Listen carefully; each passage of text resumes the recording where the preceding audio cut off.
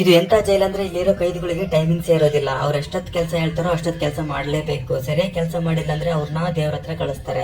ಇಲ್ಲಿ ಊಟಕ್ಕೆ ಅಂತ ಅಳಸೋಗ್ರು ಸೂಪ್ನ ಕೊಡ್ತಾ ಇರ್ತಾರೆ. ದುರ್ಬಲವಾಗಿರೋ ಕೈದಿಗಳಿಂದ ಬೇರೆ ಕೈದಿಗಳು ಆ ಸೂಪ್ನ ಕೂಡ ಕಸ್ಕೊಳ್ತಾ ಇರ್ತಾರೆ. ಈ ಜೈಲಲ್ಲಿ ಯಾವುದೇ ರೂಲ್ಸ್ ಇರೋದಿಲ್ಲ. ಇವರು ದಿನಾಲು 20 ಗಂಟೆ ಕೆಲಸ ಮಾಡ್ತಿರ್ಬೇಕು. ಇವರು ಕೊನೆವರೆಗೂ ಇಲ್ಲೇ ಇರ್ಬೇಕಾಗುತ್ತೆ, ಇಲ್ಲಿನೇ ಸಾಯ್ಬೇಕಾಗುತ್ತೆ. ಇವರು ಹೊರಗಡೆ ಹೋಗೋದಕ್ಕೆ ಆಗೋದಿಲ್ಲ.